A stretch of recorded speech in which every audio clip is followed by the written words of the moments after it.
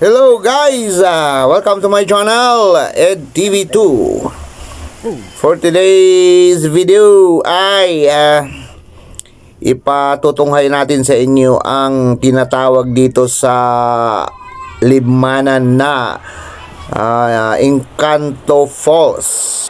Madilim pala siya, so kailangan talaga flashlight. Pasok, General.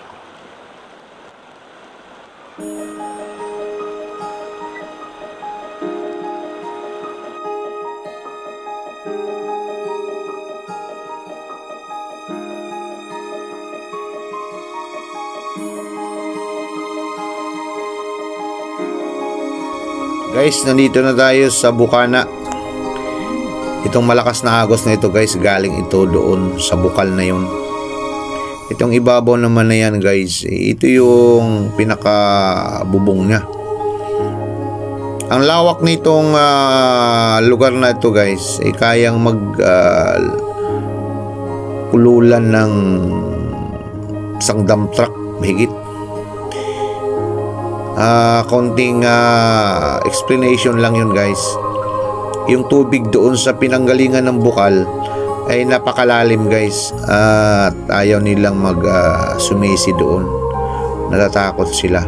So wala tayong ibang ilaw kung hindi ang flashlight. Iyan naman yung mga palatandaan guys na matagal na ito. Yan kasi guys, nabubuo yan galing doon sa tulo ng tubig, tapos nagiging parang stain siya, naging simento. So nagbuo yan siya sa tagal ng panahon. Ayan na si Kaap Sidomix guys, ang ating kasama, at ang inyong abang lingkod guys. Medyo malaki ang tiyan, suwabe lang, okay. Ayan guys, at panoorin natin ang ating makikita dyan. Kung ano man ang inyong makikita, bahala na kayo dyan guys. Basta ito guys ang tinatawag na bahagi ng Encanto Falls. So cave man to, so kuweba, okay. Yan yung ano guys, yung pinagmulan ng tubig. Diyan talaga ang bunganga ng bukal. So hindi man natin makikita yung bukal dahil malalim ang tubig. Hindi natin makikita yung pressure. Diyan po ang ilalim na yan, diyan po nagmumula ang bukal na napakalaki na butas. Okay.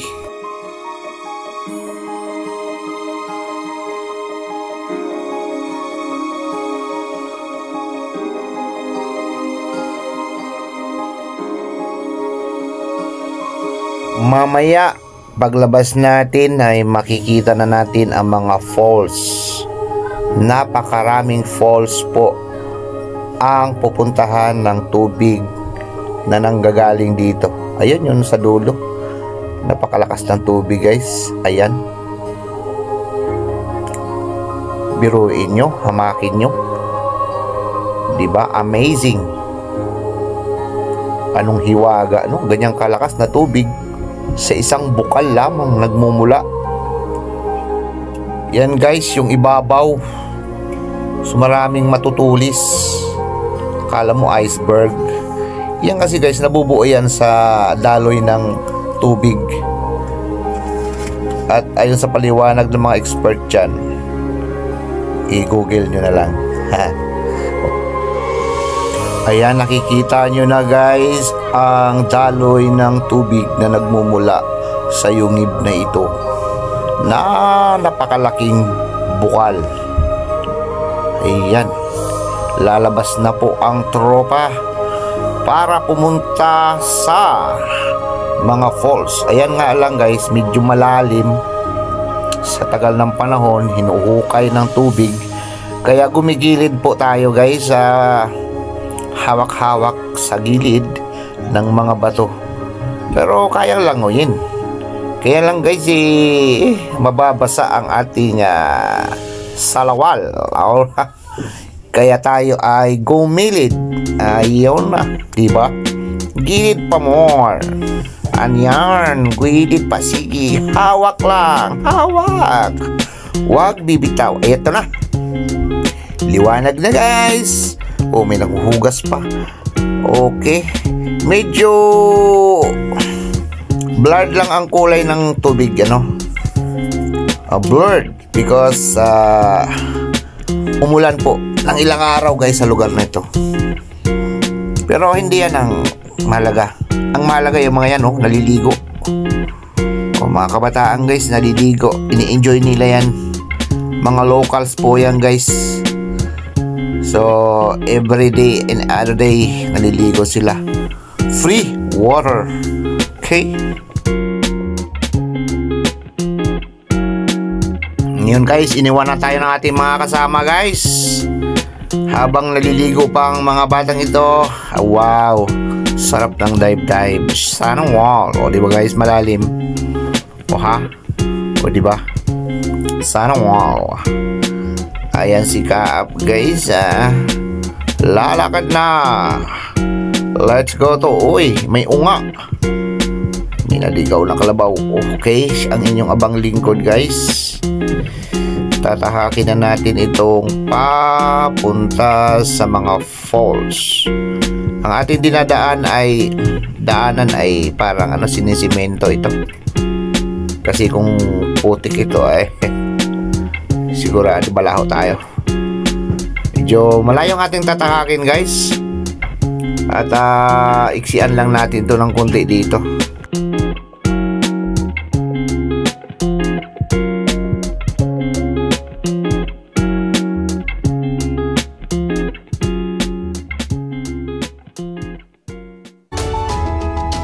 Ayan na, dumating na tayo guys.